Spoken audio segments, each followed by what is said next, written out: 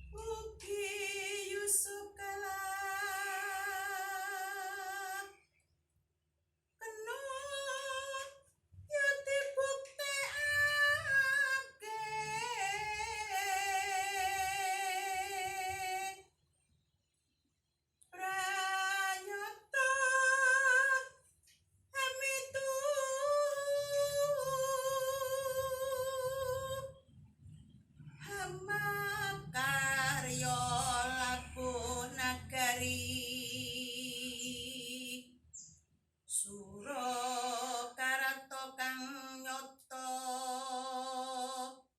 ora bakal kliru.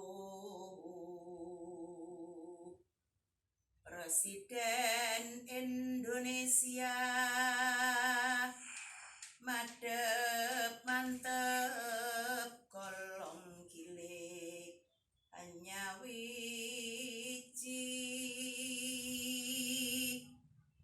ngabdi bekti negara.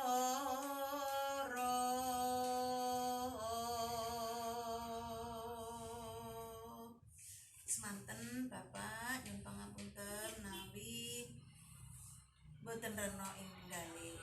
Matur nuwun.